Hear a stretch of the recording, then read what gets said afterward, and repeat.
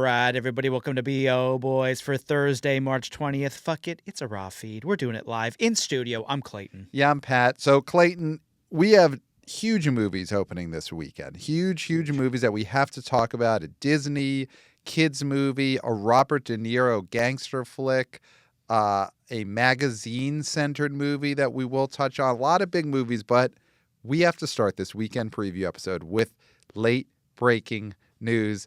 Clayton, what is this news? I'll let you break this right now on air. Obviously, it's been on the internet, but I think as far as podcasting, we may be the first ones to talk about probably the biggest news story of the week.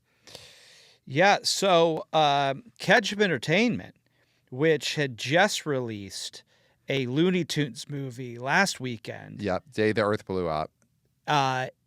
Is in talks to save Coyote versus Acme, the long shelved, for tax purposes, movie starring John Cena, the Coyote, Looney Tunes Coyote, produced by James Gunn, right? Will Forte's in this. Comedy genius Will Forte. And presumably, this will be a movie that Bugs Bunny is in, right? Has that been confirmed? Do we know if Bugs Bunny is in Coyote v. Acme?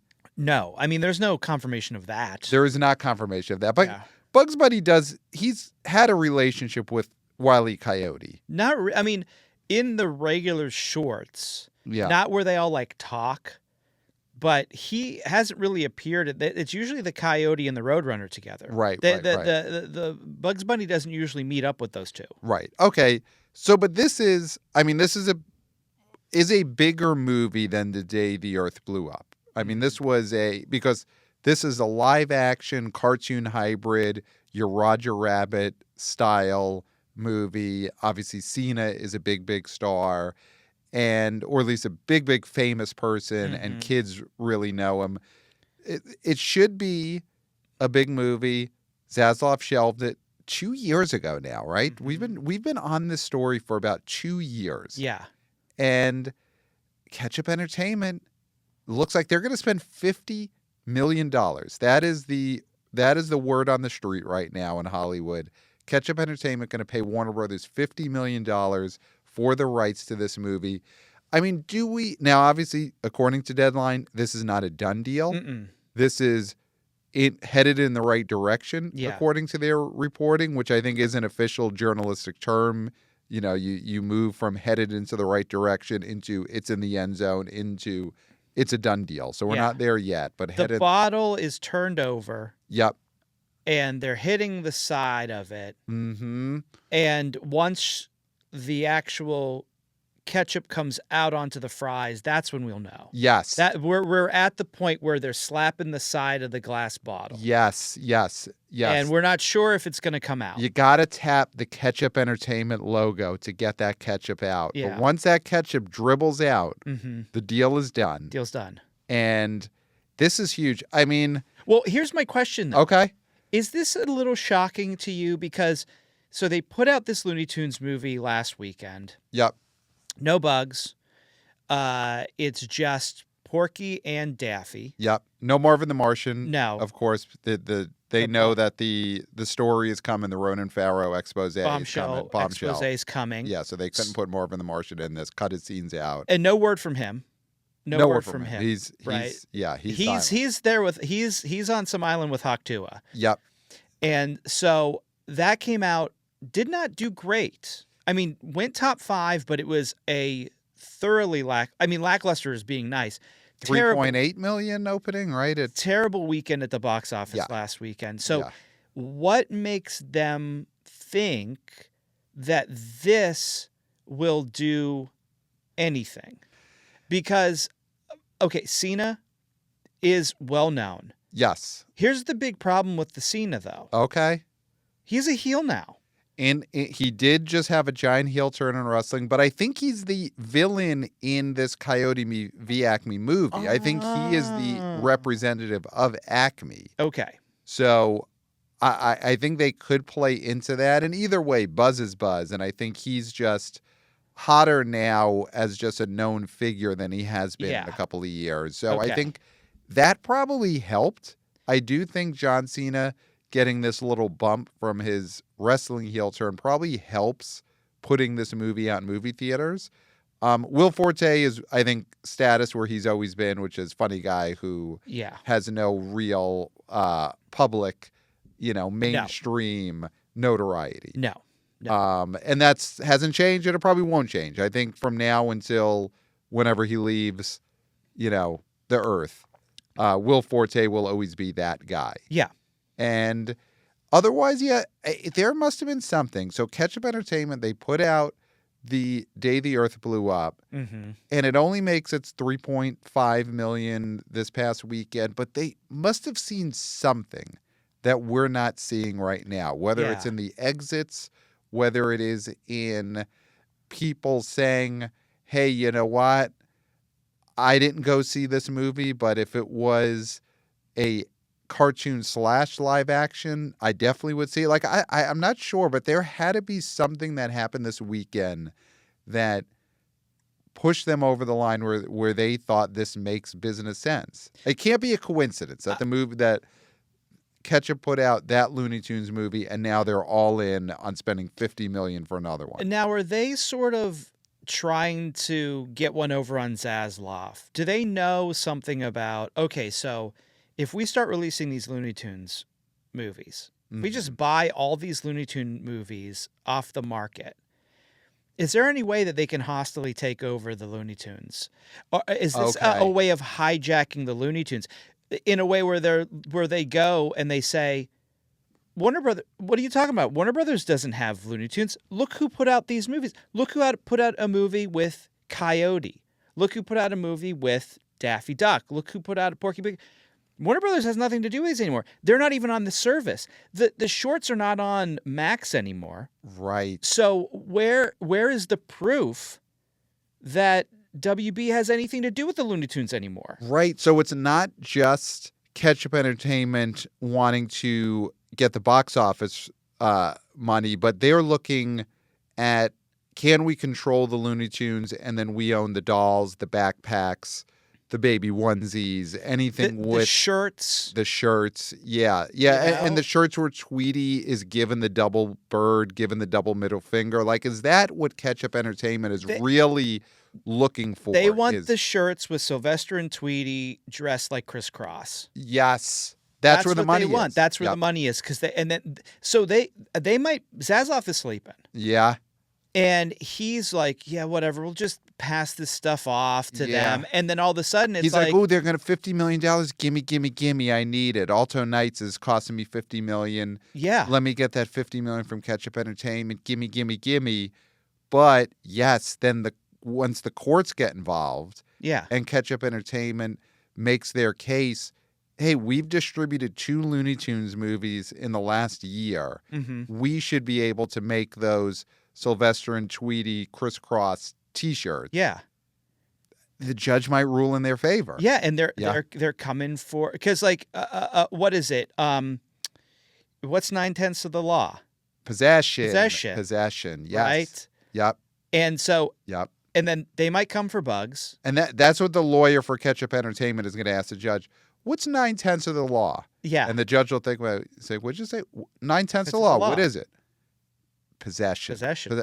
Judge, you just said it yourself. And it both is sort of a way to punctuate something, but also a way to get someone else to remind you of what you were thinking. Yes, because just like that lawyer, just like I did, that lawyer's going to do the same thing because he can't remember, but he knows it's something damning. Yes. I love this theory. This makes total sense because, box office wise, do the numbers make sense? Spending $50 million to get the rights to Coyote v. Acme? Maybe not. But once you start throwing in the backpack rights, the Looney Tunes pencil case rights, the Looney Tunes T-shirt rights. Yeah. Again, Sylvester and Tweety back to back as Criss Cross. Then, boom, you've made back your investment 10 times. And Zaslav is dumb enough to get hoodwinked like this by Ketchup Entertainment. Absolutely. He's too busy worrying about how Dr. Pimple Popper is doing on Max. Yes. Can we get the Pimple Popper to sign for 50 more seasons of Poppin' Pimples? Yep. That's what he's worried about. That's what he knows. That's all he knows. That's what Zaslav knows. And we're going to get into it when we get into the ALTO KNIGHTS opening. But that is what Zaslav knows. He knows Pimple Poppers. He knows 600-Pound Life. Mm-hmm. He knows, Look What I Found in My Toilet, right? That's a show. Yeah, Look What I Found in My Toilet. Though that's the world's filthiest outhouses. Yeah, that is what Zaslav knows. Flip My Outhouse, whatever it is. Yeah. It's one of those. Yeah. Yeah. That's what he knows. He doesn't know movies. He doesn't know Looney Tunes. And I don't think he knows how to hold on to IP. And so for Warner Brothers, because we've talked about where does Looney Tunes fit in the for young people? Where is it in the zeitgeist? Where is it in the culture now? That's for Warner Brothers, which is a massive company. Mm-hmm.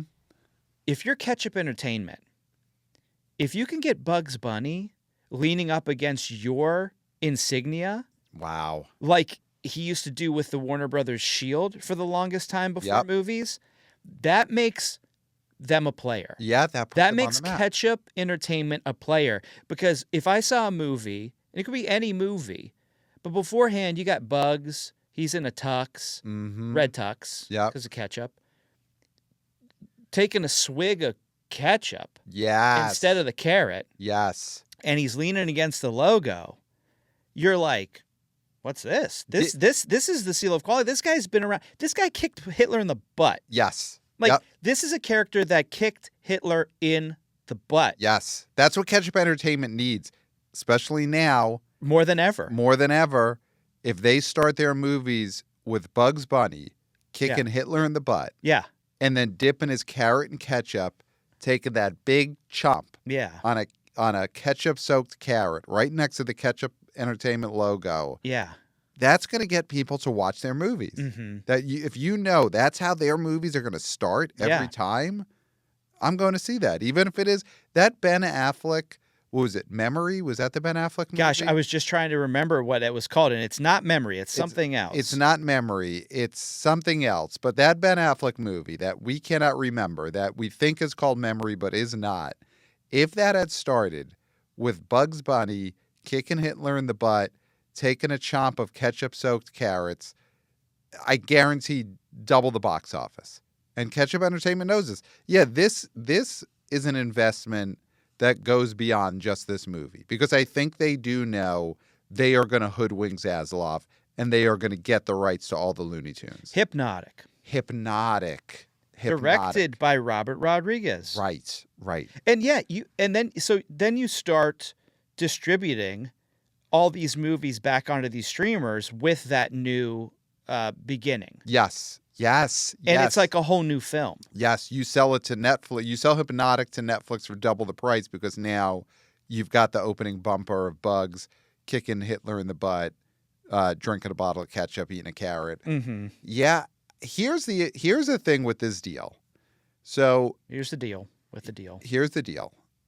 Ketchup Entertainment, they're going after the Looney Tunes, and I hope they get them. Yes. I'm rooting for Ketchup Entertainment to totally hoodwink Zaslav, get the rights to all the Looney Tunes, the Animaniacs, all of them. All of them. Just go to court, get them all. Mm-hmm. You got another movie sitting in the Warner Brothers vault, and that's Batgirl. They have never released this Batgirl movie that does feature Michael Keaton as Batman. Yeah. Can Ketchup Entertainment get that hoodwink Warner Brothers into buying the Batgirl movie? Yeah.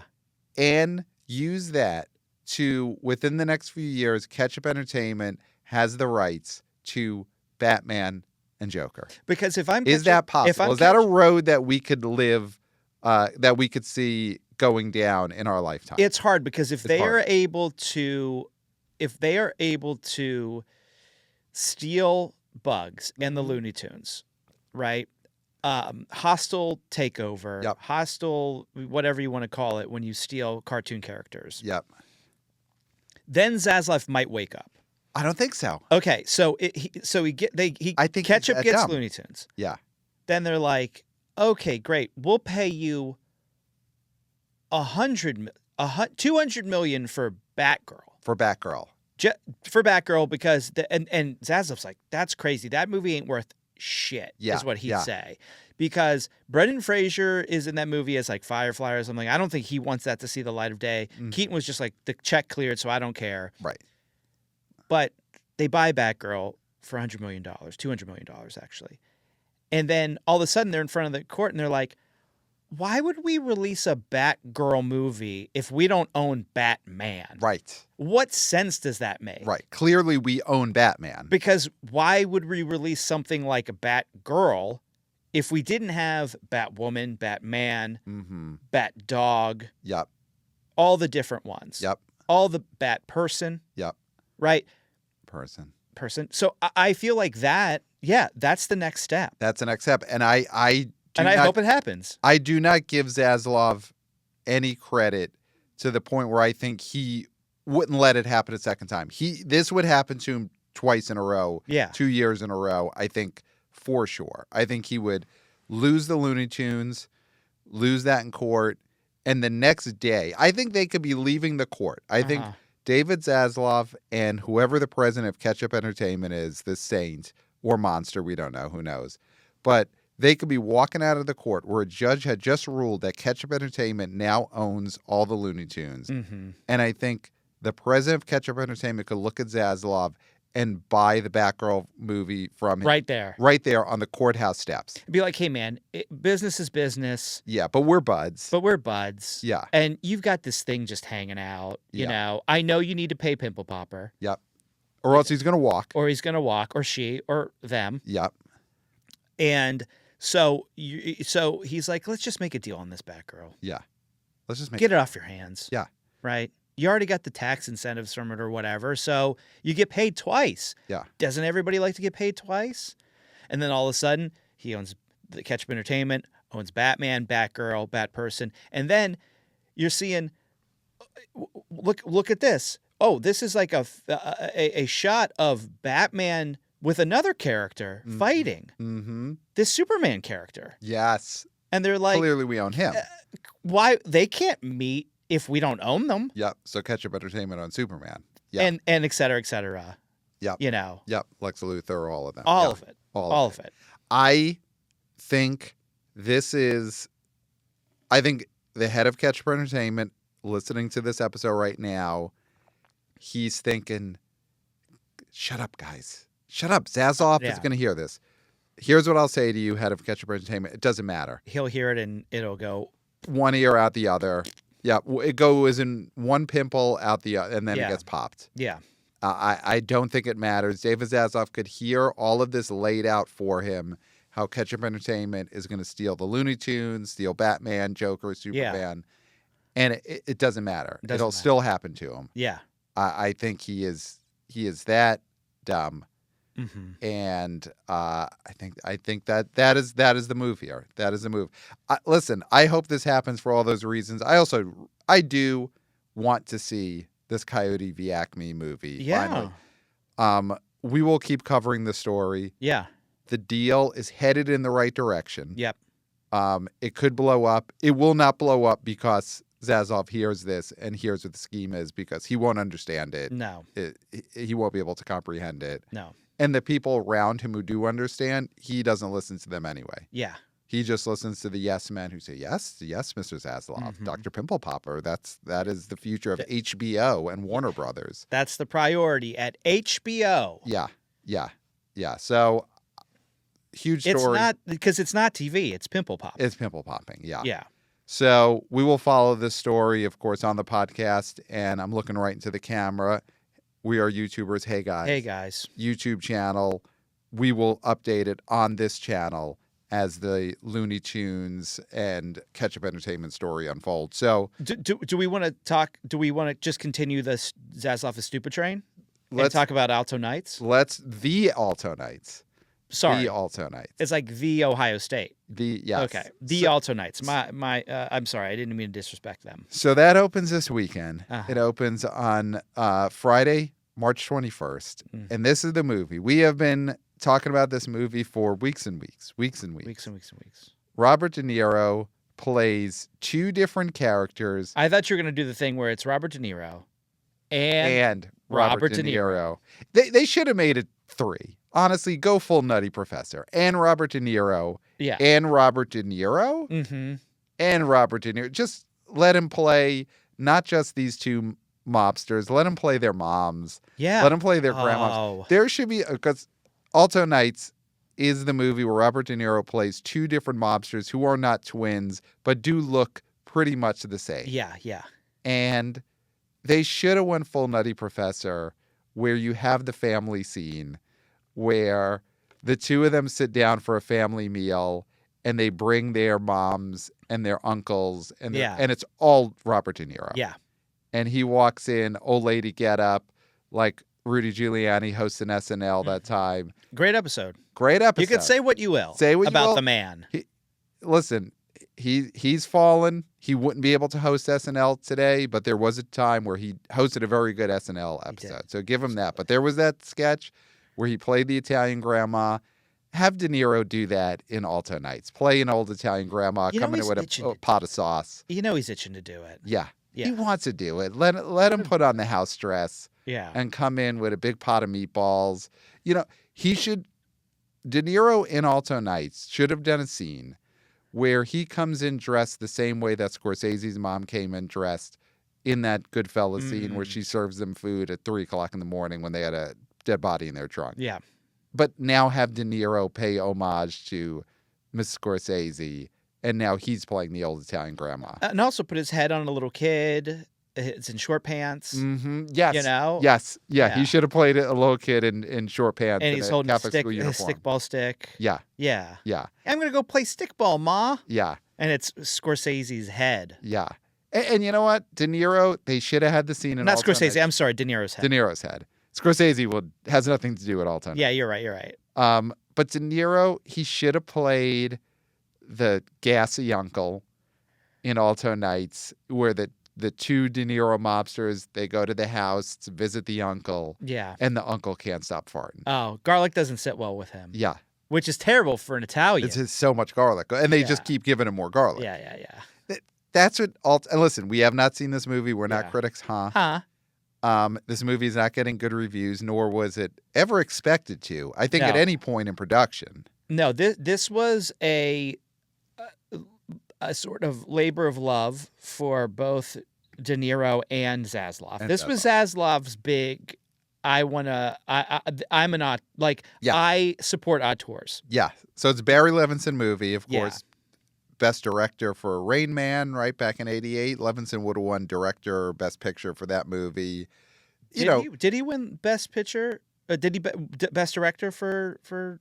I think so. I think Rain Man won picture, director, and actor. Let me see. But he is definitely, in his day, was one of those tippy top directors. He's, not that anymore. I think he's fallen in terms of big name directors, become more of an HBO movie guy at his best the last 20 years.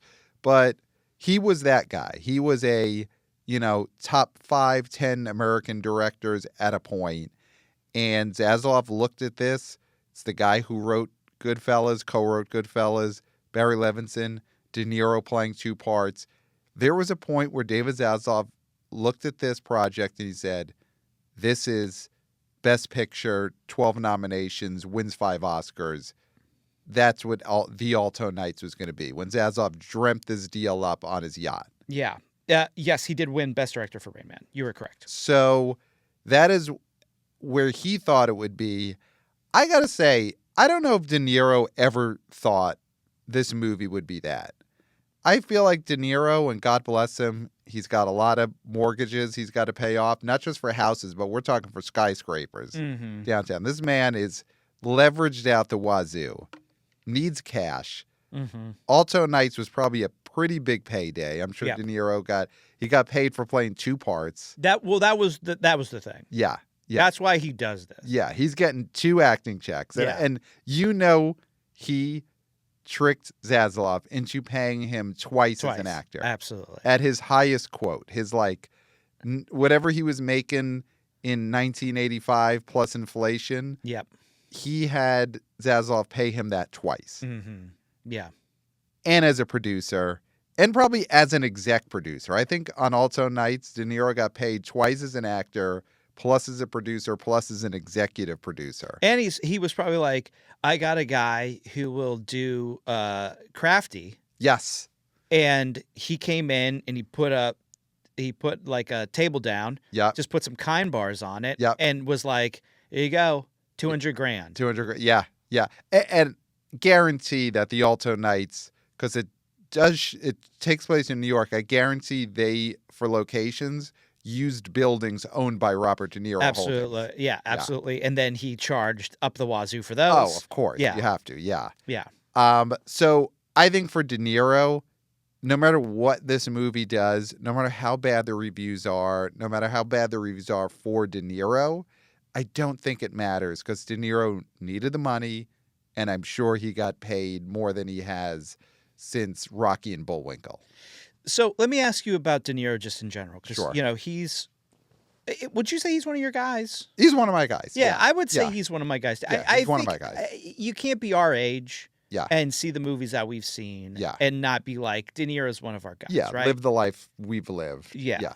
So, but he's gone to a point where he's done probably as many bad movies as good movies. I mean, probably more bad movies just if you're looking for just pure quantity. Yeah. Because, I mean, he's had his straight-to-video type run. He probably has 4 movies with Pacino, where it's De Niro and Robert De Niro and Al Pacino. Yeah. They probably have made like 4 movies together that are complete straight-to-Redbox direct that we can't even think of the titles of. Yeah. You know, because like they've made Heat together and The Irishman, 2 great movies together. Mm-hmm. But I would bet there's 5 to 10 other Pacino De Niro movies that are just the worst movies ever made. Yeah.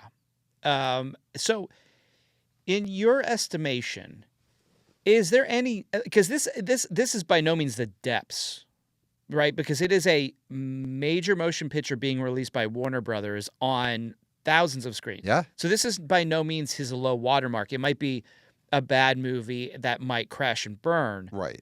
But as you said, the direct to PVOD Redbox situations that he's got himself in.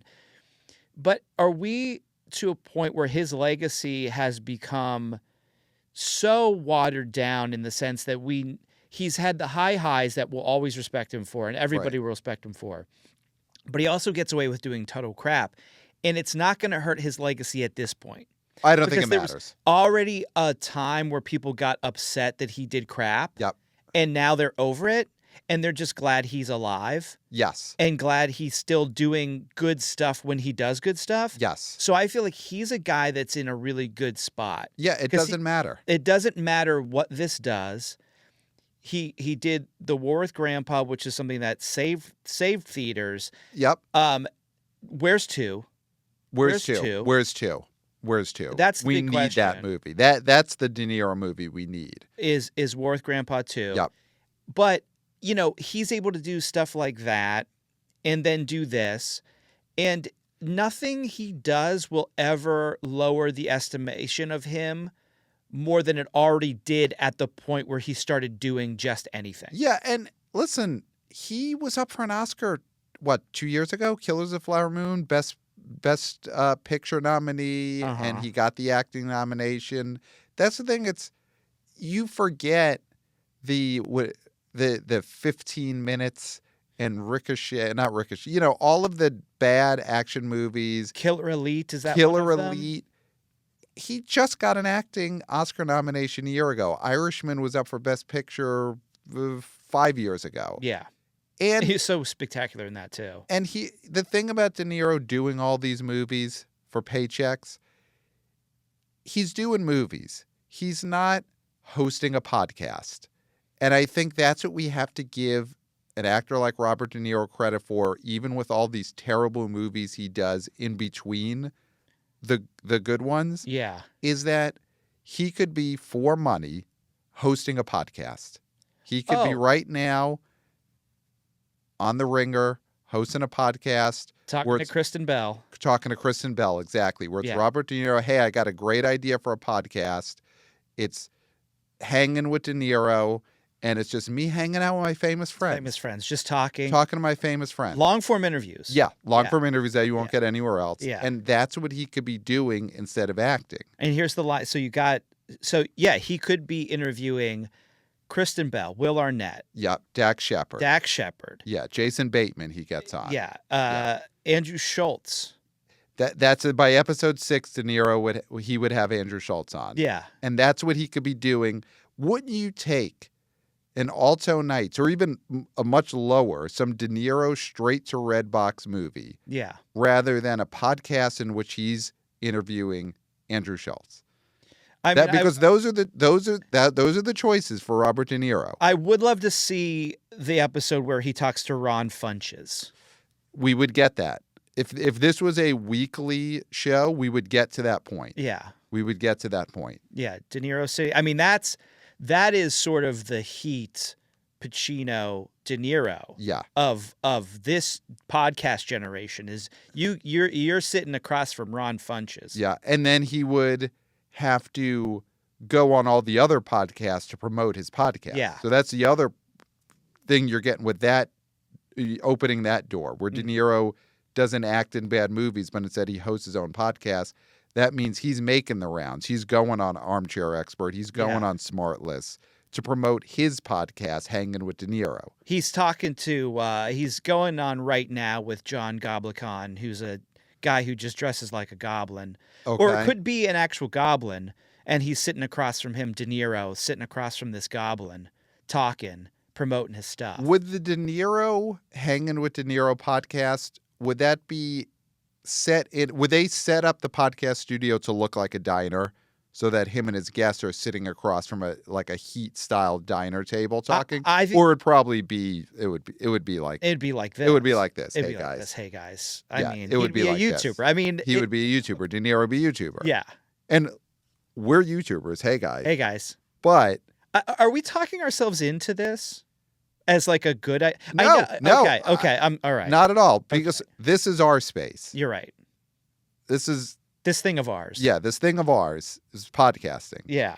And De Niro should be acting, even if that means straight to Redbox movies and something like opening this weekend, the Alto Knights.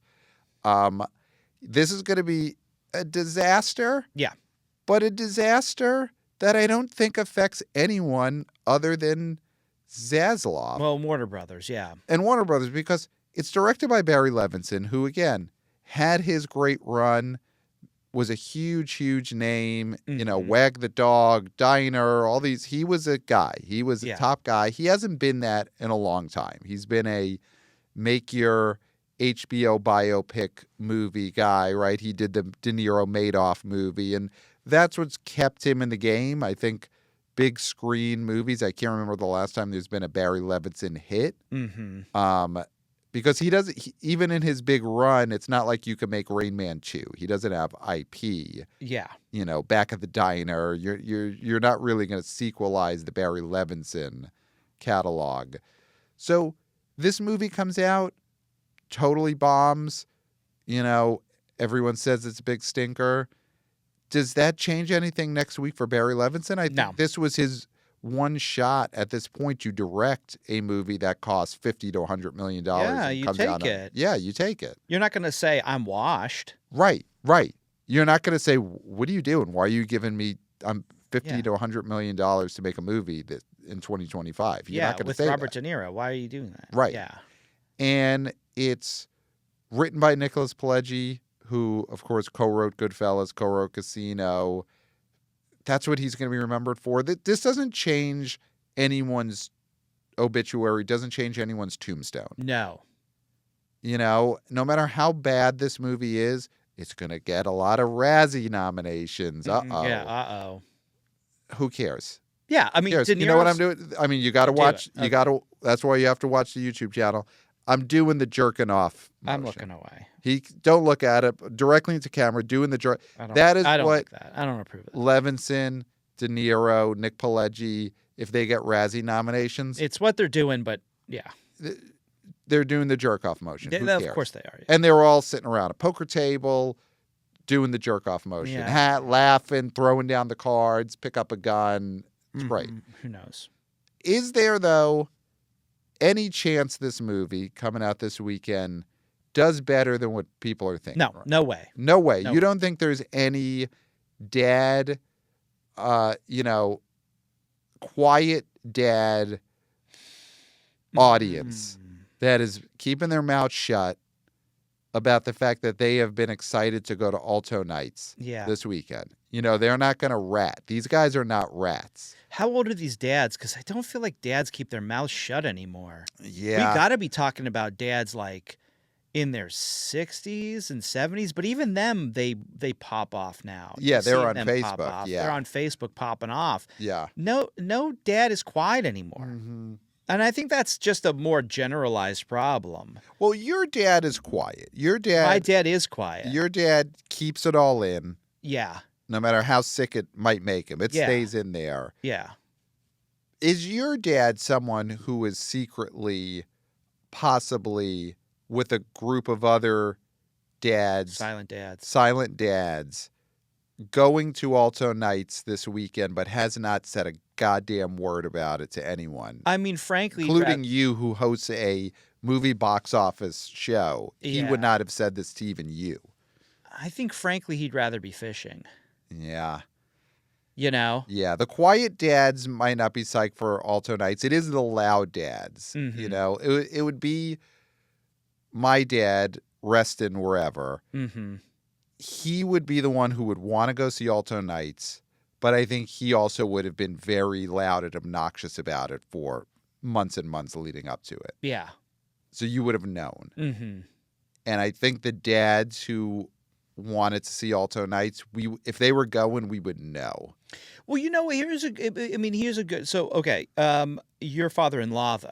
Okay. Great man. We won't say his name just for anonymity's sake. Anonymity's sake, so important.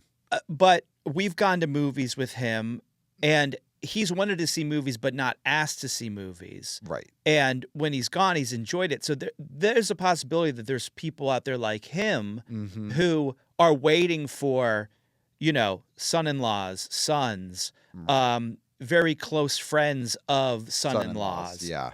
To be like, you want to go see this Alto Nights? Right. And then them being like, I was hoping you'd ask. Right. And not even saying that, but sort of just nodding like that would be good. He would never never say he would I was hoping. He would never invoke hope. Yeah. He would say, I'd like that. He would say that, yeah, that's a thing that's a thing to do. Yeah. Yeah. Okay. Yeah. Yeah. I think though in that equation are these sons-in-laws, friends of sons-in-laws who would be in their 20s, 30s, 40s, are they asking that question of these dads, of these father-in-laws? I don't know if they're motivated to go see the Alto Nights. I don't think the 20 to 45 range is motivated to go see this movie. Well, here's what I'll say to camera, and I never do that. This is your thing, but I'm going to do it to camera. Those sons, those sons-in-laws, those friends, close friends of sons-in-laws, ask those dads, hey, do you want to see Alto Nights? Right? Like, reach out. This is a perfect thing to reach out about. Yeah. Because sometimes it's hard. Yeah. Because what's going on right now? The NBA, dads don't watch the NBA. Right. Okay? There's hockey, and dads don't watch hockey. Yeah. Football's over, so you can't talk about football with them. Right. Maybe Baseball March hasn't Madness. started yet. Maybe March Madness, maybe. Yeah. But not really. Yeah. These are retired dads. They don't have office pools anymore. No. So March Madness doesn't mean anything. It doesn't mean anything to them. So this is your way in this stretch of time where there's not a lot to bridge that gap of communication. Reach out and ask about Alto Nights. Yeah. I think that's the thing to do. Yeah.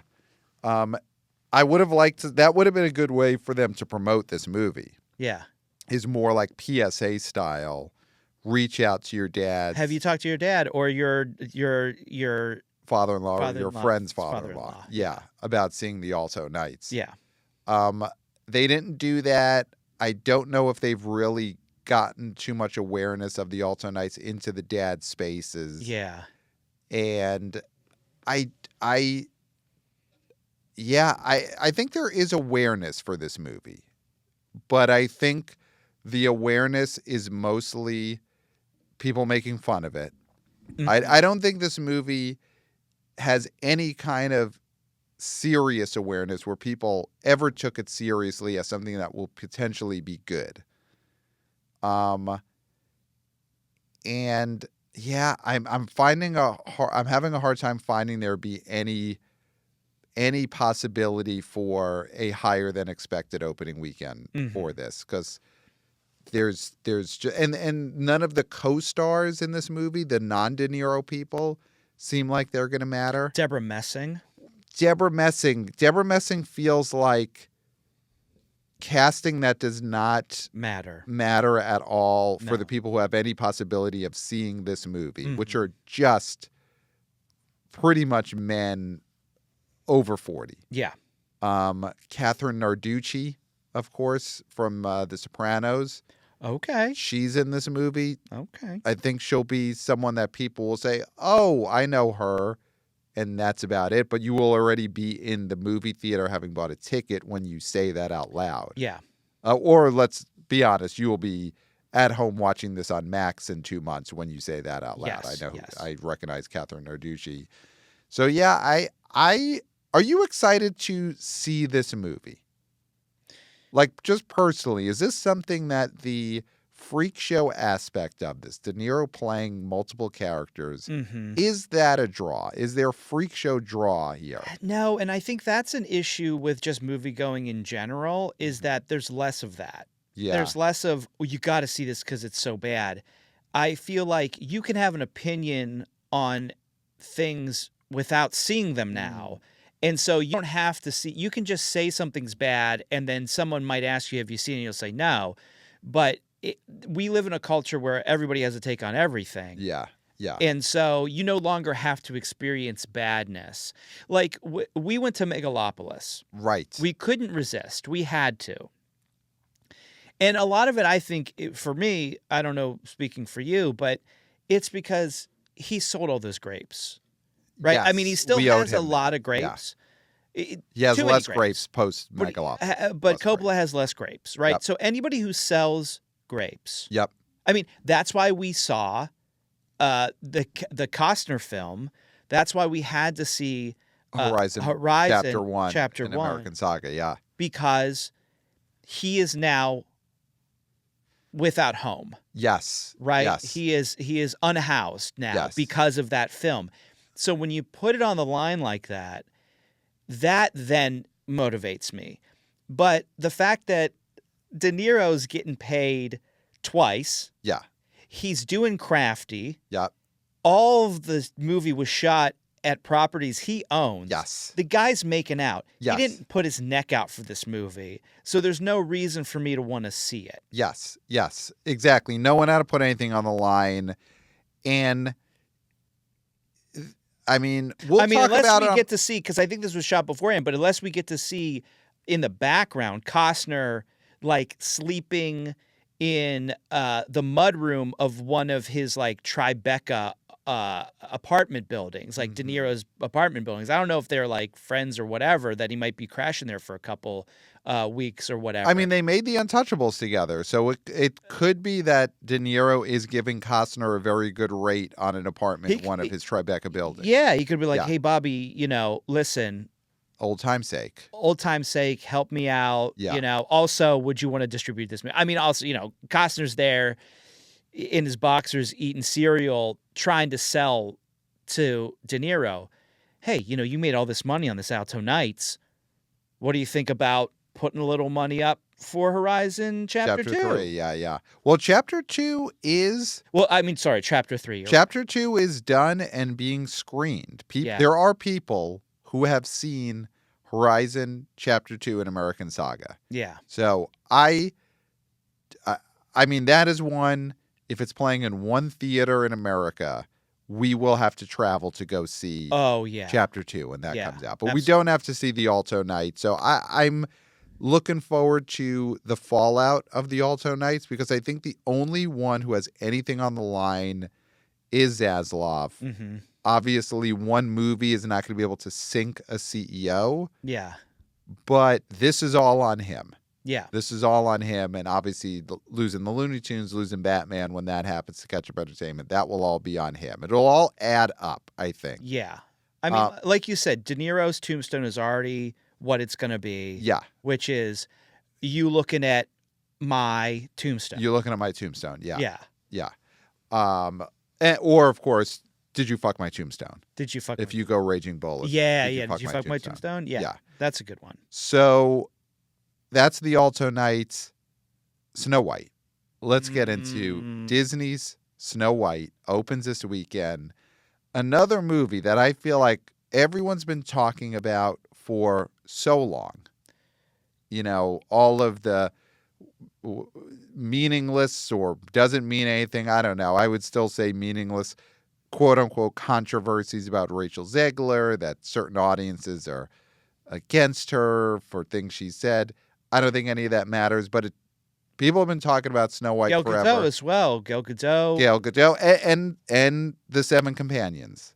You know, they've been a hot button issue. Hot button issue. Originally, of course, the original movie is Snow White and the Seven Dwarves. Oh, there we go. All right, and we did it.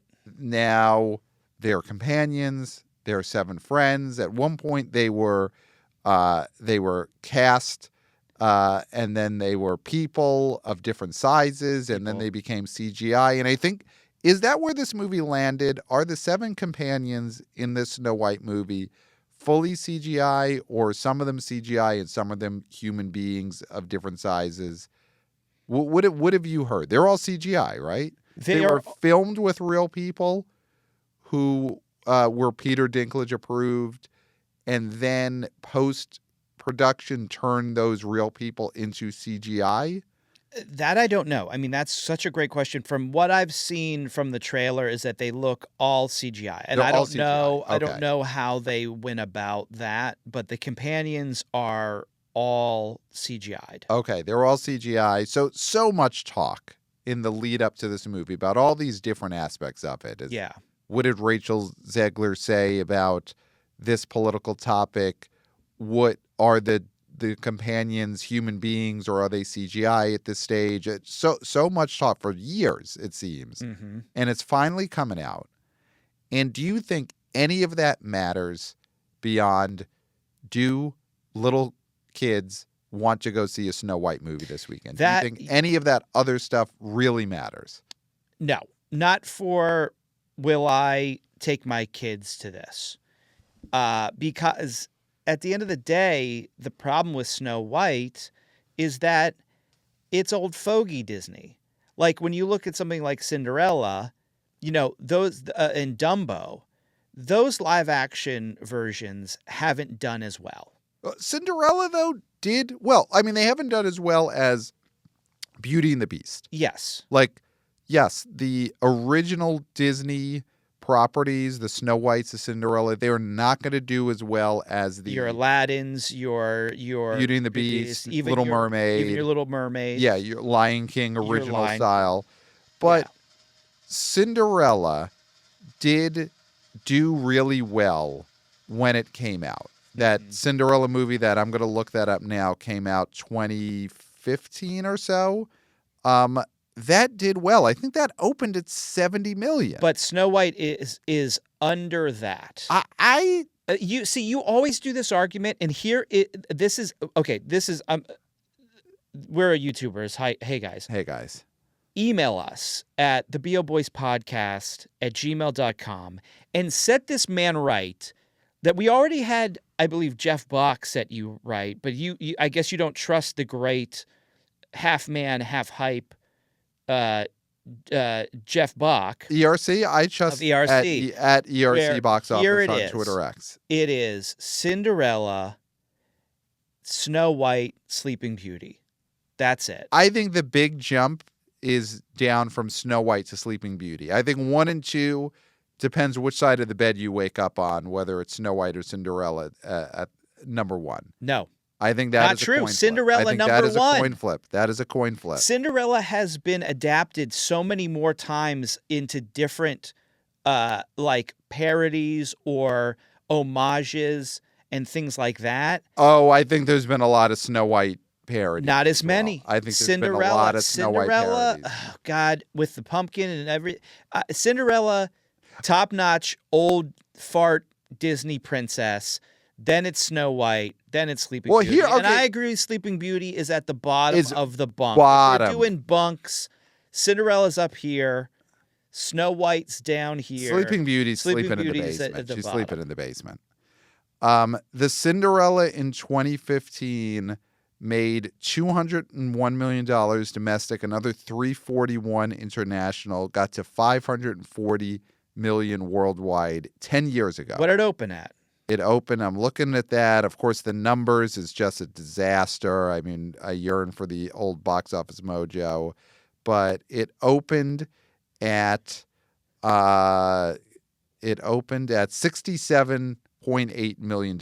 Okay. I think Snow White could do that. I know. I mean, we'll give our predictions later. It's not going to do that. Right now, the range as of Wednesday is 45 to 55. I think that's low. I think that's really low. But here's what I'll give you heading into Snow White weekend in terms of the controversies. And again, I don't think any of the Rachel Zegler stuff matters because she just said she wants it to be feminist is I think one of her main things that she said. And you got the people who are like, oh, she doesn't like the political person I like. I don't think any of that matters. I don't think she matters one way or the other. She's not famous enough to be a draw. No. And she's also not famous enough to be an anti-draw in a real way. Of course, she's sort of a nobody to most people. Yes, which is totally fine for this type of movie. Yeah. Because you just want her to be able to look like the cartoon. Yes. You don't need her to pull in fans. You're not paying her $25 million. Like, this is not Jennifer Lawrence as Snow White. No. Which would be, she'd be scratching her butt and she'd be, making off-color jokes of Snow White. And, that's a different movie. Yeah. Rachel Zegler just has to look like the cartoon, and I think she does, and that's all you needed from her. As far as the controversies, the 7 companions. Yeah. I think it hurts in the sense that none of the marketing for this movie has been able to use that aspect of the Snow White story in a real way, because at one point they're afraid of the companions. They're afraid of the companions. They flip-flop so many times in production on what these companions will be. Again, at one point, they were going to be little people. At another point, they were going to be people who were of different sizes. And then they were going to be CGI. So Disney has basically just backdoored into whatever the companions end up being. And they have traditionally been part of the Snow White story that people know, people enjoy. Yeah. And they just haven't been able to make use of them in the promotion at all. Sleepy and Doc and the other ones. Dopey. Is there an Angry? Is Angry one of them? Just, I don't see them anywhere in the Snow White promotion. And I think that is a thing that could have drawn in more audience if they had done this movie in a way where those characters could have been part of the marketing. Now, here's the thing, and I know that De Niro was already tied up with Alto Knights. I love where you're going already, yeah. But if he had been able to, the way you fix this is De Niro plays all 7 companions. 100%, yep. At full height. Yep. And he is compensated 7 times. Yes. Right? Of course. And that's how you get around it. And he's a producer and exec producer. Absolutely. Yeah. Yeah. And Snow White lives in a Tribeca loft. Yes. So at least there's a fantasy sequence where Snow White, she gets bunked on the head, a bird flies in her head, knocked out. She has a dream sequence that Snow White dreams about. Oh, if only I could live in Tribeca. Yeah, absolutely. That I love that. That is the way that you not save the Snow White movie, because I don't think it needs saving, but save the marketability of the 7 companions. Yeah. De Niro playing all 7 parts. that is something that you could promote. I mean, are you offended by the Seven Paisans? Snow White and the Seven Paisans? No, I love it. I love it. As a Italian mouthpiece for all Italians. Yes, I speak for all of us. All of you. All Italian Americans and all Italians from Italy, even though I've never been to Italy, I could speak for them. Yeah. And Snow White and the Seven I would prefer you did. Yes. They listen, they've had a lot worse than me speaking for Italy over the years. That's for sure. They've had leaders that they would say after the fact, you know what? Pat of the BO Boys would have been a better choice. Yeah. And I could definitely speak for all Italian Americans and all Italians in Italy and Sicily that Snow White and the Seven Paisans, where Robert De Niro plays all seven Paisans, is not offensive to us, and I think would have celebrated us, and I think would have connected with the audience in a big way, and would have been something you could have marketed in a big way. Absolutely. Yeah. That I do think that is the issue. It's not the controversy over this. I think it's the fact that they are completely missing from the marketing campaign. That is a problem, and it lessens the Snow White IP. Yeah, because if it's just Snow White, what's different than Sleeping Beauty? Because what was missing with Sleeping Beauty is she didn't have seven companions. She didn't have even one companion. She had some prince that was like, let me kiss up all on you. Right. And she's unconscious the entire movie, Sleeping Beauty. She's out for most of it. Pretty much most of it, yeah.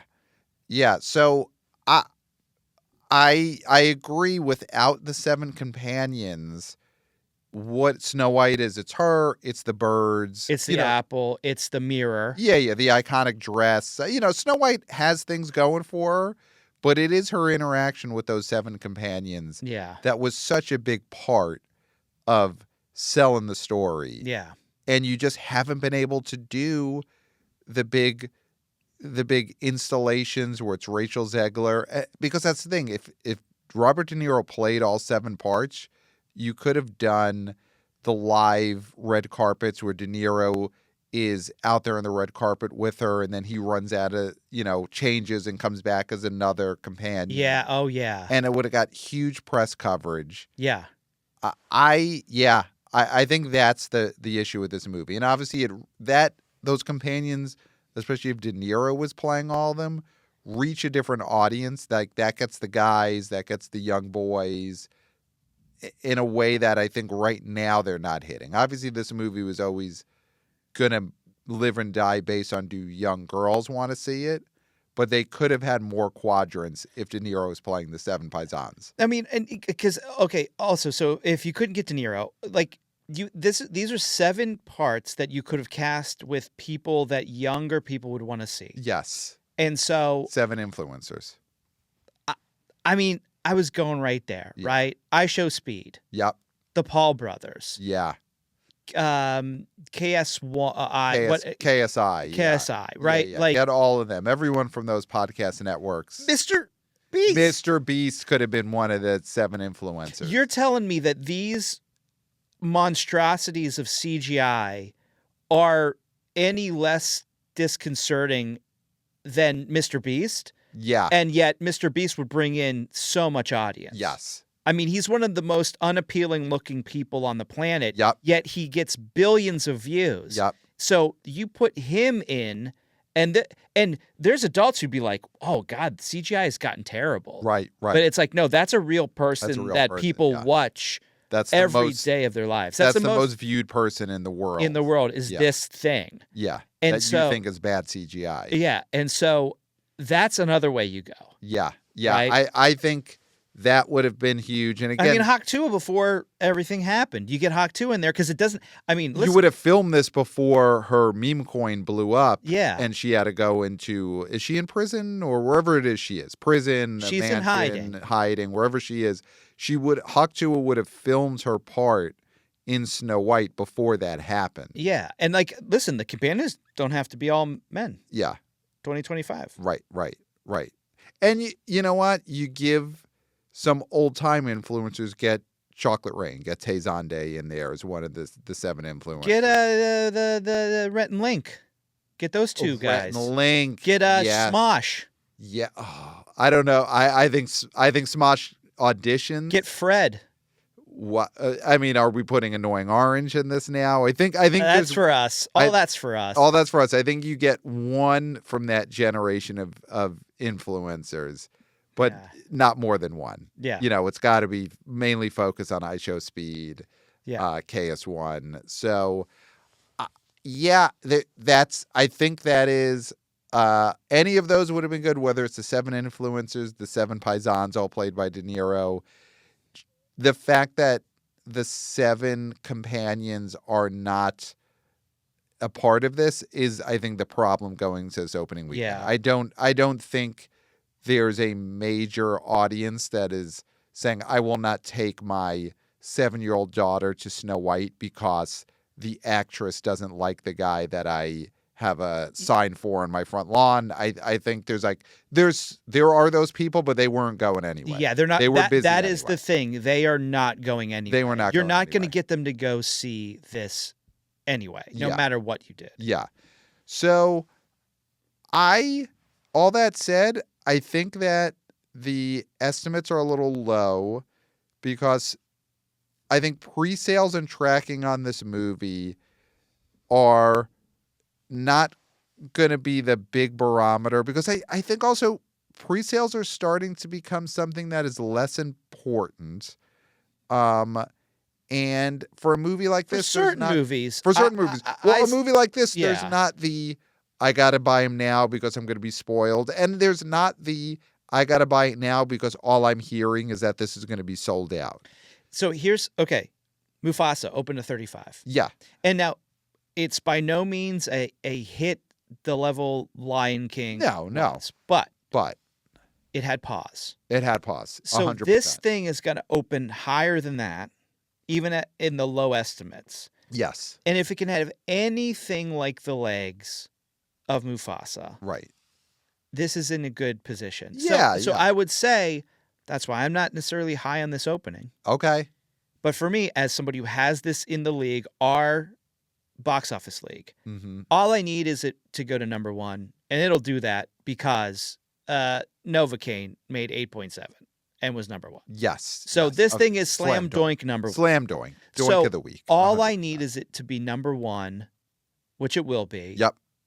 So it'll do that, and then if it stays number 1 for a couple weeks, it's great. But if it keeps, bad for me. If it keeps racking up the money, even better. Yep. So, do we want? Okay. Well, I have a few emails related to these movies, so let's go into the mailbag. So you are trying to bury magazine dreams. Okay. I mean, well, let me just read this email because it's Snow White related. We did get some Snow White emails. So, got an email from wannabe oh boy Eric. Subject: another strain of the Craven effect. Dear B.O. Boys, this week I was with a loved one at the movies, and we passed a standee for Snow White. The person I was with almost jumped with fear and exclaimed, I thought that movie came out like 2 or 3 years ago in the summer. She said she thought that because of all the online complaining that happened so long ago. To pinpoint where the symptoms originated, I asked her if she could give me an estimate of when it released if she hadn't found this out, and she said May 2023. Yeah. I just want to tell any other wannabe people whose loved ones are experiencing this crisis right now to please stay strong. Eric. So, of course, the Craven effect is a devastating disease that started going around end of last year, where people thought that Craven had actually come out 2 years before. But, of course, it did just come out in December 2024. Yeah. We're seeing that spread to other movies. Yes. Is the Snow White effect something, or the Snow White strain of the Craven effect, something that we do think we need to sound the alarm on? Yeah, and I think like any strain is diminished. Like if you have the Snow White effect, it's probably not as devastating to you as the Craven effect. The Craven effect is the one that's really, it's devastating. Yeah. It's lucky that she just has a Snow White effect. The thing with the controversy and all that, like I get why you would be confused.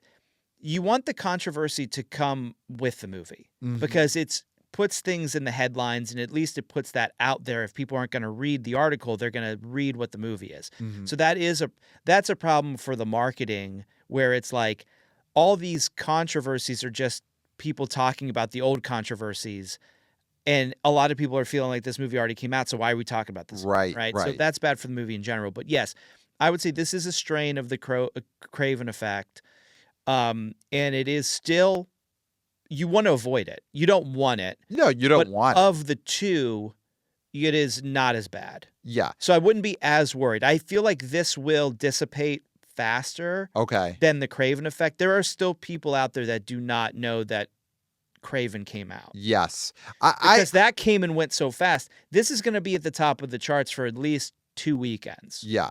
And I think that people will accept that Snow White is out in a way that people who are suffering the Craven effect will not accept it. Would not. They did not in December of 2024 accept that Craven was just coming out then as opposed to 2 to 3 years earlier. But I do think it'll be easier to talk, like the situation with Eric. He was able to talk his loved one through it. Yes. And get them to accept that Snow White was coming out now. Yeah. And I think that will be an easier breakthrough than people who suffer the Craven effect. Absolutely. So, got an email from wannabe old boy Jason. Subject, Snow White reviews all over the map. Gents, I honestly can't remember the last movie with reviews this spread all over the map. No clue what this means for the box office. Good luck. The thing about reviewing the Snow White movie, and obviously we're not critics, and critics got to put food on the table for mother and baby, and that's their job. Reviewing a Disney Snow White movie, what do these reviews really mean? Yeah. It's a movie that in the end, it is a kid's movie. And sure, you'll point out Gal Gadot was terrible in this. We didn't even mention Gal Gadot. Does she... Forget again move the needle? Controversies. Does she move the needle at all? She was Wonder Woman. Doesn't matter. Doesn't matter at all. She does not move the needle at all. So this is not Angelina Jolie as Maleficent. No. Gal Gadot does not get anyone extra out to the theater because they're like, we love Wonder Woman. No. I don't think so. Yeah. I don't think she keeps anyone away. I think the Wonder Woman positivity movie star quality she had is gone because she watered it down. She did Wonder Woman in those Shazam movies and Justice League. So she's lost that. 1984. Yeah. I mean, Wonder Woman 1984. Yeah. Yeah. I don't think she matters one way or the other, and I don't think they've been able to really use her fame to promote this movie. I mean, they didn't invite press to the premiere last week. So they're not really using the fact that she's famous that well in promoting this. She didn't go on a chicken shop date with chicken shop date girl. She did not. No. Yeah. She didn't eat the wings either. So a lot of chicken-based internet shit. I mean, now that we are YouTubers, hey guys. Do we need chicken on our BO Boys set? I feel like we should just be eating hot wings during every episode. Email us, theboboyspodcast@gmail.com. Now that we are going to be doing more and more episodes from studio, in person together, should we be trading a bucket of chicken back and forth during the taping of these episodes? Yeah, is it chicken? I mean, or should we be eating something that is related to food at the movie theater? Oh, well, I mean, they do sell chicken chickens that are shaped into things, at a movie theater. You mean nuggets? We could be eating movie theater chicken nuggets during this show. So it's we get the chicken aspect in there. We get the movie concessions in here. Mm-hmm. People get to watch us eat on camera. I think it's something to consider. Yeah. And unlike those shows that are a specific number, we eat until we're done. Yes. With the show. Yes. So, yes. I mean, we have so many buckets. This is an hour and a half show. So we're eating a lot of chicken nuggets. Yeah. Hour and a half if there's no news having broken. If big news is breaking, it's 2.5 hours. And one of us, when the one person is speaking, the other person has to be chewing. Yes. 100%. Yeah. So email us that or 5-star Apple reviews and in the review, write what you think we should be eating the whole time on the YouTube show in studio. Yeah. So 5 stars, and then just say, I want you to eat this on camera. Yeah. We got an email from AJ. Formerly, he was in Austin, but because we have 2 Austins, Austin has become AJ, one of our Austins. So AJ from Pittsburgh. He's a Yinzer. What do you think about this Rogers thing? He's making us wait. A little sports talk. AJ the Yinzer. He's definitely got an opinion on AJ, on email. What do you think about this Rogers situation? I'm over it. So AJ writes, new MCU. Hello, distinguished BO boys. With the recent releases of movies like Better Man, A Different Man, Wolfman, Dogman, and the upcoming remake of Running Man, is this a new cinematic universe on the rise? Will this new man cinematic universe, MCU, replace Marvel? What other kinds of man should we be adding to this? Just food for thought. Love from Pittsburgh, AJ. Well, Man Plus. Man Plus. So Wolfman, Dogman, Different Man, Better Man. Here's the thing. All bombs. All bombs. We have other than Dogman. And he's a dog. So he's not a man. The most of these mans, I mean, Better Man, just a gigantic bomb. Different Man, critical hit, no box office. Nope. Wolfman, open the year with a huge bomb. Dogman is a hit, but it's for the kids. It does seem like adults don't want man movies. No. They don't want man movies. And Michael Mann, I mean, his movies hasn't had a hit in 15 years. They're eating dirt. So 15 years is Working Man, that's the name of the Statham movie coming out? So that could be the savior. That could be the savior. Because last year he had The Beekeeper. Big hit. Yeah. Did really well by Statham standards. Now he's got a Working Man. See, AJ, now I'm worried that that's going to affect the box office negatively. Yeah, that's going to be a real bellwether for this whole man craze and whether there will be a man cinematic universe. Because should they call it a Working Stiff? I mean, that's just a better title. Yeah. That is a Working Stiff. Yeah. That's a great title. Or just Working Stiff. Yeah. Just call it Working Stiff. I mean, there's like Walking Tall. Yeah, I'm Working Stiff. Working Stiff. There's a little bit of okay. Here we go. Yeah, that's National Lampoon's Working Stiff. That's what it should be. Yeah. Jason Statham is in National Lampoon's Working Stiff. Yeah. That's the movie. I think that's going to be a big one to see where we go with this man thing. Because if that bombs, you know, they didn't call it The Beekeeper Man. They called it The Beekeeper, and that was a hit. Yeah. But yeah, National Lampoon's Working Stiff. I would have liked to see how that does. I wish we could have some A/B testing on titles. Yeah. For movies, where in some theaters it's called A Working Man, but then on some marquees it's called National Lampoon's Working Stiff. Yeah. And then you see, oh man, in the Working Stiff, National Lampoon's Working Stiff theaters sold out. A Working Man, you know, attendance was only 30%. And Working Stiff, all in trench coats. Oh yeah, you got to show. It's like a fancy restaurant where they'll have extra suit jackets for you in case you show up without one. Those theaters, they have trench coats for you in case you didn't bring a trench coat to National Lampoon's Working Stiff. Lightly used. So, but when they are used, they are used. Yeah, they're used up. So yeah, I think that's it on the emails that we have to go through. Magazine Dreams. Yeah. Speak on it. Well, this is for you. This is the one you wanted. All right. Well, don't make me the Magazine Dreams guy. Real quick, and I think this is something we can talk about on the wrap up review on Sunday. Yeah. How this movie did. It's only opening 80 theaters.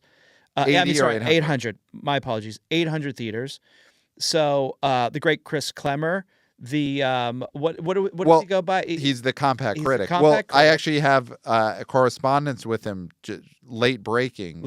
This just happened. Because I texted Chris Klemmer, the compact critic, when you told me that Magazine Dreams opening at 800 theaters. Let him know that his response just now, reading it on the air, oh, thank God, I really didn't want to see that. Yeah. So, right. So he might still have to see Ash, which is a movie starring Aaron Paul, directed by Lotus. God, what is Flying Lotus. Flying Lotus. Thank you so much. So that's another one we can talk about, whether we think it did anything or whether it did anything on the weekend in review. Yeah. But Magazine Dreams, listen, this was a movie that was getting heavy Oscar buzz. It's still getting great reviews in the sense that if this gentleman, what is his name again? Jonathan Majors hadn't messed up royally and done some bad things, he could be in the Oscar conversation, right? Yeah. So that's what we're hearing. But is this going to bring the boys to the yard? And I don't think so. Yeah, I don't think there was ever a version of this movie that was going to be a hit. It was just... It would have been an Honora. Well, I don't even think it would have been. I think it would have been... I mean, it wouldn't be on the tube sites. It would have been... Sebastian Stan gets an Oscar nomination for The Apprentice. Yeah, because this is Briarcliff. And that was a movie no one saw, but he gets the Oscar nomination.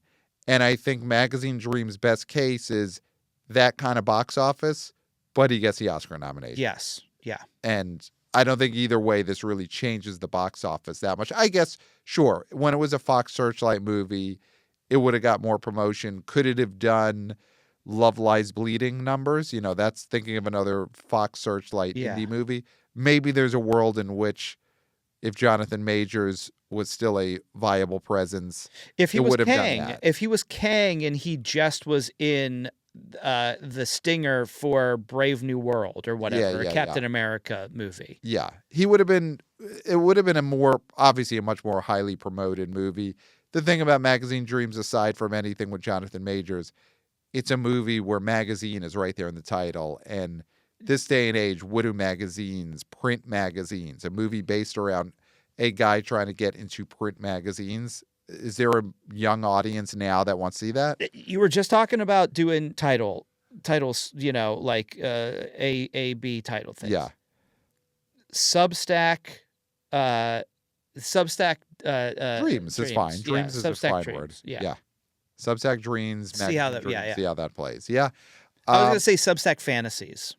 I think you could keep. I don't think Dreams is the problem. It's the magazines. People don't care about print magazines. So let's do our top 5. Let's do it. So, would you like to go first or second with your top 5? I mean, I'm going to say I should go first. You should go first because I have this movie. Yeah.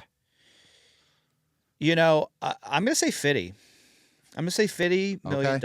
Number 1, Slam Doink. Snow White. Okay. Snow White and the 7 Companions, but not in the title, so I can't say that. So it's just Snow White is going to make $50 million. Number 1. Mm-hmm. Number 2, man, this is tough because, I sort of feel like, I feel like Black Bag is going to hold. That's what right now. I don't. I mean, I think it's going to make it could make 5. Mm-hmm. And then under that, I'm going to say Alto Knights. Wow. Okay. And I think that makes 3. I think Mickey 17 totally eats shit and is number 4. And then under that, I'm going to say The Day the Earth Blew Up. Man, I mean, did I crib? Yeah, I mean, I'm going number 1, Snow White. I'm going 54. 54. Yeah. Wow. 54. I'm going 55. It's going to be the highest end of these trackings. It's a kids movie. We haven't had a big movie in a while. Guess what? I just talked myself into 58 million for Snow White. That's where I'm going. 58 million opening weekend. Snow White is Snow White is Snow White. And obviously, if it was the 7 Paisans with her, then we're talking 70 million. Yeah, or the 7 influencers, then we're talking. So Snow White, number 1, I'm going 58. Number 2, I agree, it's going to be Black Bag. I'm seeing that with my wife tomorrow night or tonight, depending on when you're listening to this. I will be at. Tickets are purchased. Yeah. We're seeing Black Bag. And you know what? We've had several listeners and former guest hosts of the show who have reached out and said they went to see Black Bag since our last episode dropped because of Chris Clemmer, the Compact Critic, coming out here, plugging that movie, saying how great it was. And that has sold some tickets. So the Compact Critic. He gave it a hard squat. Yeah. So I'm going Black Bag number 2 as well. Novocaine number 3. I'm going Novocaine ahead of Alto Knights. Number 4. Oh, I forgot about Novocaine, but who cares? Yeah. Number 4. Forgettable movie. Alto Knights. And number 5, Looney Tunes, because I think the Ketchup Entertainment buzz is going to get some awareness for that movie out there. Yeah. Alto Knights, what is your number? I think it's going to do like 2 million. Yeah, Alto Knights, Could it go under 2? Could it open under 2? Is that possible? Yeah, I think it could make 1.5 for sure. Wow. I mean, we're not even talking about flying to the moon. Flying to the moon for this movie would be like when we flew to the moon. Right. I mean, this is going to be terrible. Right. There will be more Deniros in this movie than there are millions of dollars it opens at the box office. Possibly. We've got 2 Deniros. I don't know if Alto Knights makes 2 million. Wow. Yeah. Wow. So that's the big hook for the next episode is, do we have more Deniros or more dinero from Alto Knights? There we go. You can't top that. You can't top it, so we won't even try. Email us, theboboyspodcast@gmail.com. Send us your predictions, boots on the ground reporting. And of course, if there are movie-based diseases that you see spreading rampant out there, like the Snow White effect, the Craven effect, let us know, theboboyspodcast@gmail.com. Follow us on the Substack, subscribe, articles going up all the time, new one coming very soon. Follow us on social media at the BOBoysPod, on Instagram, on TikTok, Twitter X for now. Wanna BO, VP of Interns. Christopher is still killing it with the vertical clips. So thank you, Christopher, at the BO Boys Pod. We are YouTubers. Hey, guys. So, of course, you got to subscribe to the YouTube channel, especially now that we are in studio. We're going to be in studio so much more. Yeah. We are playing to the cameras, so you got to subscribe to the YouTube channel. Tell your friends. Get on this BO Boys.